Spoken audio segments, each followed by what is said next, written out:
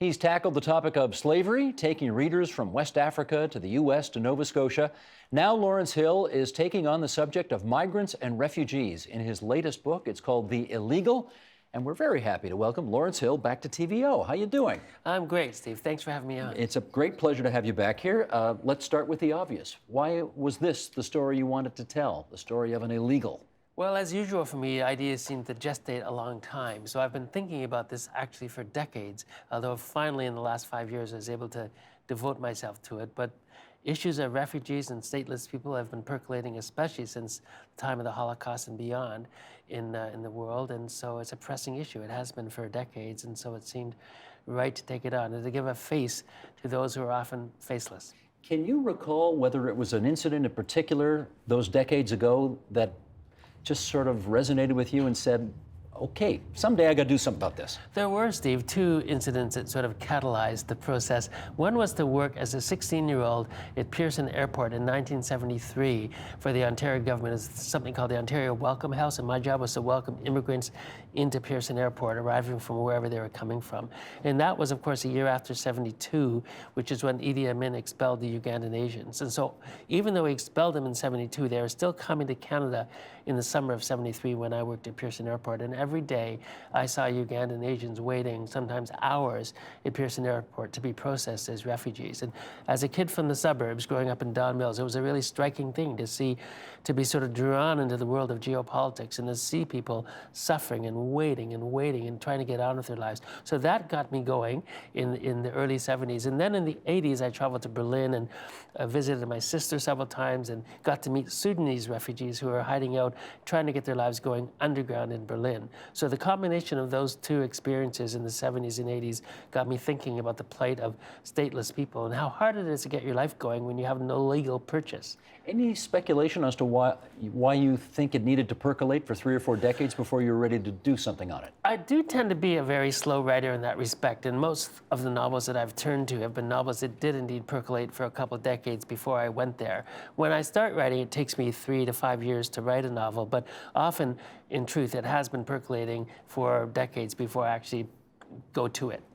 As the cover would suggest, your protagonist is a marathon runner. Why'd you make him a marathon runner? Well, he's a lot faster than I ever was. I've run a few and raced through my teenage years and early 20s for universities and high school teams and the like. And so I've been running long distance for 40 years. And so I know a fair bit about marathoning, even though I was a very ineffective one. This one's elite, Keita Ali, the protagonist. It seems like the perfect job to give the hero of a story when he is indeed a refugee on the run in a country where he's not welcome. Did you ever have I don't want to, I always run the risk of giving away too much of the plot when I'm interviewing somebody about a novel, and I don't want to do that, but there is a moment in the book where he's running a marathon, and you'll let me say this, He collapses, sure, sort of right on the finish collapse. line. Now, that's a metaphor for a whole bunch of things. That ever happened to you? Sure. I never collapse as dramatically as Keita Ali, who collapses because of sort of the perfect storm of medical problems that come to a head and lead him to collapse, all sorts of reasons in the middle of the book. But sure, I dropped unconscious, at the finish line of a few races when I was a teenager and a young adult. I just ran myself into the ground. Unconscious at the finish line? I have, yeah, at least twice. When I was running too hard. I was pushing myself too hard. You shouldn't do that. I don't advocate that, but I did. At least twice I lost consciousness after racing. How'd you get out of it?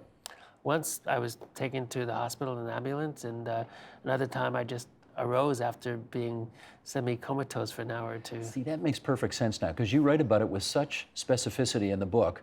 I'm thinking this guy's either done a ton of research or he's been there. Both. Both, okay. I have been there. And the thing about marathoning is even if you're slow, as I was, you can still know the pain. And so I think I understand the pain of what these guys are facing, even if they're elite runners.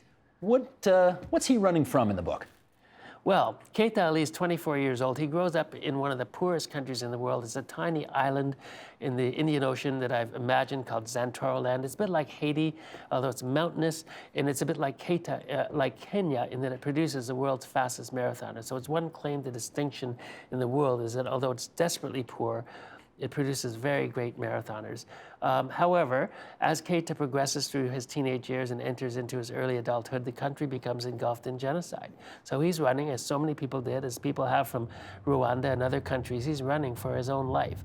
He's running to escape genocide and political violence directed at him and his family, and also it's exacerbated by the fact that his father's a renowned journalist on the wrong side of a coup. And so he's running to escape being killed by a government that's gone amok with hatred and kind of xenophobic targeting of a certain ethnic group that he happens to belong to. Now, you told us earlier that your interest in this subject has been percolating for a long time and that it's based in real-life examples. And yet, once again, as you did with the Book of Negroes, you've chosen to tell this story through fiction. How come? Well, I have written nonfiction. I've written more works of nonfiction than fiction, actually, but I just felt that getting into the heart and soul of a person, trying to really describe the arc of the life, even for a short period of time, of somebody who's on the run as an undocumented refugee who's wanted, who will be caught and deported if he's found. I just felt that fiction was the best device to get at the truth. And sometimes using your imagination, filling in the details of a person's life, details you may never get through researching something factual, the best way to go there was to create a story and to use my imagination. And at heart, I think that's where my greatest gift lies, is to be a novelist. And so I like to invent stories to try to get at, truths that for me are hopefully universal. Do you know how odd it sounds to my current affairs ears to hear somebody say the best way to get to the truth, which is theoretically what we're in the business of doing here on television and online, is to make it all up? You know how weird that sounds to me, right? It might sound a little weird. I understand that. I began as a journalist. I was a reporter with the Globe and Mail and the Winnipeg Free Press in my first years after university. I have great respect for journalists and the work they did, and I met a lot of great ones. But I feel that I have a bigger contribution to make, maybe because that's where my skills lie, as a writer of fiction. And in certain respects, it is true that if you can invent and go into the heart of somebody and show them living on the page, you can get at certain truths that you would be hard to get at in the same way if you're writing factually. Now, Lawrence, it's impossible to read a novel without trying to see, now I wonder if this fictitiously actually equals this in real life, so I'm going to do a bit of that with you here. You've got a place in here called Africtown, which certainly sounds a lot like Africville in Nova Scotia. Yes? Absolutely, and partly it's modeled on Africville. There were two communities in Canada, communities that were largely or predominantly black, Africville in Nova Scotia and Hogan's Alley in Vancouver, that were bulldozed by their respective cities in the late 1960s. And at the same time, a black community in Cape Town called District 6 was also bulldozed by the city of Cape Town, all in the late 1960s. But I'm also thinking very much of the townships of South Africa. In Africtown, in the novel, yes, it's inspired a bit by Africville, but it's equally inspired by the life in the townships of South Africa, where I've spent a fair bit of time. Those townships, really, the way people live in shipping containers, sometimes a dozen in one, maybe 100 people sharing one water tap, these experiences were the ones that really colored in my imagination and helped me write about Africtown in this novel. See the movie District 9? No, I did not. You should see the movie District 9 if you know all about District 6. It's a real cool sign. And you know what? As I read this, I just thought to myself, oh my goodness, this is a movie, right? This is a movie. I have sold the film rights, and I'm writing the screenplay now. Is that right? Good for you. Who's making the movie? Clement Virgo, the same guy who did the Book of Negroes miniseries. Okay. One of the characters in the book says that the title of the book is The Illegal. And there's a refugee, they say, don't call them illegals. An action is illegal, but a person should not be called illegal. And yet that's the title you've given the book. Yes. So help us understand that. The argument is unveiled in the novel just as you described. And of course it's a very offensive term to call a person illegal. And precisely, my beliefs are just as the character says. If you steal a loaf of bread or hurt somebody or break and enter or kill somebody, that's an illegal act and should be met with consequent punishment. But a person can't be illegal, and it's offensive to describe a person in their humanity as illegal just for existing in a place where they don't belong. However, this is a dystopia. It's set in 2018 in a country that I've made up, Freedom State and Xantoroland. And in this country that I've made up, a government's been elected that is extraordinarily hostile to refugees and has been elected on a campaign promise to catch them all and deport them and bulldoze their community. So this is a country that's gone amok with xenophobic hatred toward refugees, wants them out. There are thousands camping in this country, and the government wants them out. And so they do designate people in this country as illegal. So it's a bit Orwellian. So I'm using the title to evoke the kind of the nightmare situation in which we find ourselves in Freedom State in the year 2018. I wonder, as you were watching all of the coverage of what has transpired in Syria and the number of people who have had to leave Syria, who are, some of whom, no doubt, illegals in wherever they're ending up, whether you had a kind of a, I don't know, a profound interaction with that story as you were watching it unfold. Absolutely. I've had a profound interaction with all the refugee stories that have been unfolding over the years that I've been actively pursuing in writing and conjuring up this novel. Syria, of course, has captured our interest because the numbers have been so dramatic. When you think about millions of people exiled and millions more without homes in their own country, perhaps 10 million or more people, who are literally refugees out of Syria, with more coming every day. And there are terribly sad stories every day, and the desperation is hard to fathom, with hundreds of thousands of people, pouring into Europe. And so, yes, I've been reading the papers and the magazines and reading as much as I can about this story over the years. And it's gripping and it's horrifying. And I'm glad that we've elected a government that has promised to do more than we've done before. I think we've been quite miserly so far in Canada in terms of our response to the Syrian refugee crisis. And I think that if these refugees had been coming from France or the UK or Australia, we would have opened our doors much more generously earlier. Again, I imagine a scenario where you are at the supermarket or at the gym or somewhere in your life where you usually hang out, and you overhear a conversation of somebody saying, well, these people are a bunch of illegals and we can't start bringing lots of them into Canada. Have you run into that situation? Well, not only that, but yes, of course I have. I do hear, things, intolerance expressed, but also at the highest levels, of government, often, certainly in the last years, when issues of refugees are raised, often the word terrorist or security were also bandied about in the same sentences. So that's led to an overall sense of fear among many Canadians that we may be somehow invaded or subjected to terrorism or to acts of extremism. And that's very unfortunate. And I think we need to uncouple those things and process people duly, but also exert our humanity as we have before. Most of the politicians you read about in this book are not admirable people. Is that your view of politicians in general? No.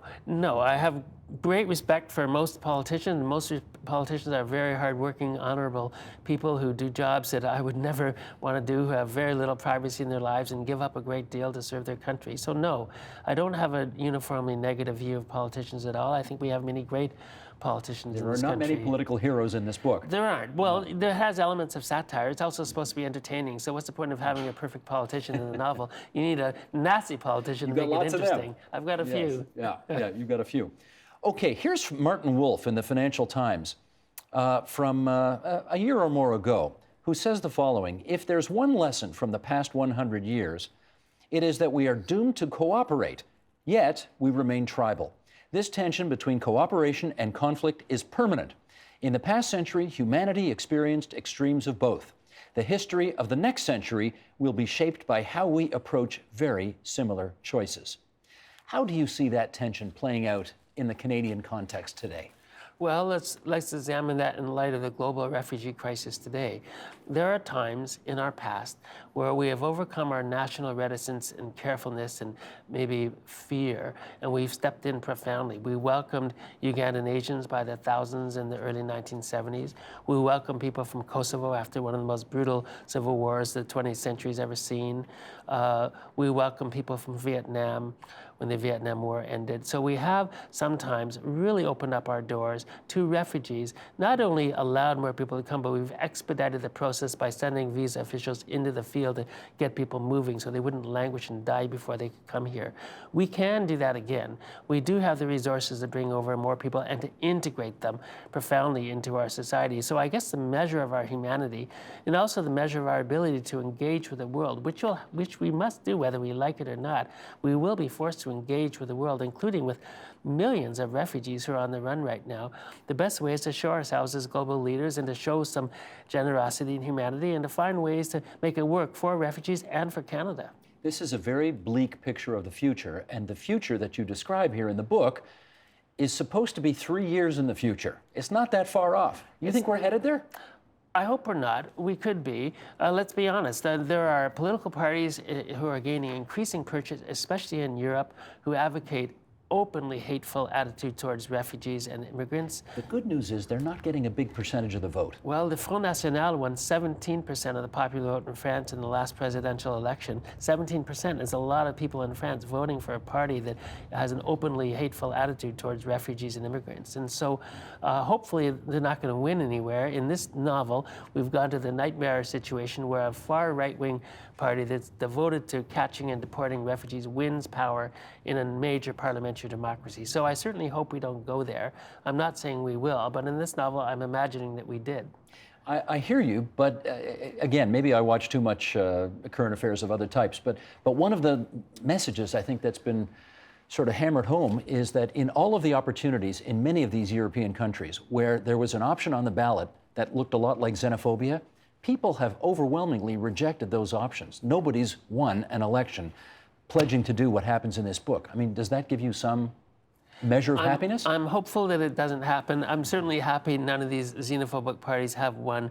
They are vocal, and you do hear them much more in Europe than you do in North America. And they're sort of unabashedly vocal about their beliefs in Europe. They're not even ashamed to extol xenophobic attitudes. So it's frightening to see how palpable it is on the streets and in the newspapers, in the media of Europe. But I'm hopeful that we don't go there. And I guess I wrote the book hoping that we don't. Do you think there's one country that scares you a little more than most because it's closer than you wish it were? Well, France scares me more than most. I think France has adopted laws that, to me, are hideous with regard to the restrictions about the clothing that Muslim women can wear. I mean, France has, I think, cracked down harder in its laws against the expression of custom and religion through clothing than any other European nation. So I'm not saying it's going to go there, but France worries me more than any other country. I think you've just revealed where you were on the niqab debate during our Canadian election. Absolutely. I haven't been shy about that. Yes, indeed. Just finally then, Lawrence, what, okay, people read The Illegal. What do you want them to take away from it? I'd like them to take away the same sort of thing they might have taken away from the Book of Negroes, which in that book I sought to give a face to a person who previously would have been faceless. A slave generally is a person whose face, who has identity, whose lover you can't see. You don't see anything human about her. You just imagine her face to be obscured and her wrists to be shackled. In this novel, I sought to dramatize and give face to a refugee, one of the millions who are on the run today in the world, to try to make the reader empathize and see just what this life might look like. And I think that's where the greatest gift of the novelist lies, in igniting empathy and imagination. It took, I think, 8 years to get the Book of Negroes from publication to on my television set. Is it going to take that long for this one? No, because the film deal was signed before the novel was published, so I think we'll move a lot swifter this time. And I think because of the successes of the miniseries for the Book of Negroes, I think the filmmakers will be able to rustle up the money faster this time than they were the last time. Good, because I don't want to wait 8 years to see Thanks, this Steve. come to my television. I don't want to wait 8 years to have to write it. Good for you. Lawrence Hill, The Illegal, a novel, because that's the best way to tell truth, apparently. Great to have you here at TVO again. Thank you very much, Steve. Up next, many people have chosen Canada as their adopted country, but when does it truly become? Help TVO create a better world through the power of learning. Visit supporttvo.org and make a tax-deductible donation today.